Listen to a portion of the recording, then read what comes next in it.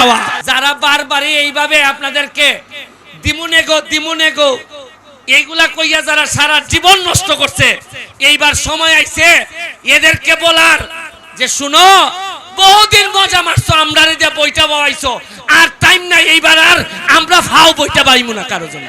এইবার আপনাদের আরো নির্বাচন আসতেছে, এমপি নির্বাচন তো গেল, সামনে আছে আরেকটা নির্বাচন। কি নির্বাচন?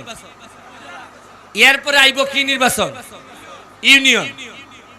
আমি আপনাদের কাছে একটা অনুরোধ, যে আপনারা যে নেতা বানাবেন, উপজেলা চেয়ারম্যান বানাবেন, আপনাদের কাছে একটা অনুরোধ আমার, যদি মনে করেন এমপি সৎ, এমপি একটা তরুণ ছেলে, সে ঘাম দিয়ে গোসল করতে পারে, যদি আপনাদের এইরকম মনে হয়, তাইলে অবশ্যই আমাকে সাপোর্ট করার জন্য আরেকটা তরুণ একটা সৎ ছেলের চেয়ারম্যান বানাবেন, এইটাই আপনাদের কাছে আমার চাওয়া। আর আমি সৎ, আর চেয়ারম্যান বানাইলেন অসৎ। আমি সৎ, উপজেলা চেয়ারম্যান বানাইলেন 2 নম্বর। আমি শেখ হাসিনার কাছ থেকে বরাদ্দ আনবো, আইনা উপজেলা চেয়ারম্যানের মাধ্যমে চেয়ারম্যানরে দিব, আর এরা মিল্লা যদি কাটিং করে খাইয়ে ফেলে, তা আমি আর কিচ্ছু করতে পারবো না। আমি কি প্রতিদিন নালু আইতে পারবো? আমি কি ঘরে ঘরে গিয়ে বলতে পারবো যে পাইছনি বরাদ্দ? আপনাদের কাছে আমার একটা চাওয়া, যারা বারবারই এইভাবে আপনাদেরকে দিমুনেগো এইগুলা কইয়া যারা সারা জীবন নষ্ট করছে, এইবার সময় আইছে এদেরকে বলার যে শুনো, বহুদিন মজা মারছো, আমরা দিয়ে বইটা বাবাইছো, আর টাইম নাই, এইবার আর আমরা ফাও বইটা বাইমু না কারো জন্য।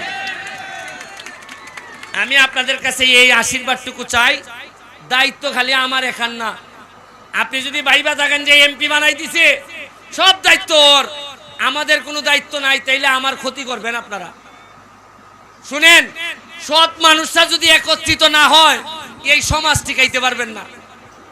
অসৎ মানুষরা তো এমনিতেই রাইতের মধ্যে আর মিল। আপনি যখন ঘুমাইতে যান, আপনারা যখন ঘুমাইতে যান, তখন কি খবর রাখেন বাজারে কারা কারা থাকে? সব 2 নম্বর লোক, এরা রাইতে মিল, এরার কোনো দল নাই, এরা রাইতে গাছ কাটা, বালু, মাটি, এরা সব রাইতে মিল। আর ভদ্রলোকরা তো থাকে ঘুমে, এই জন্য কেউ গরু চুরি করে নিয়ে যায়, এই বালু চুরি করে নিয়ে যায়, এইগুলা করে এরা অনেক মিল।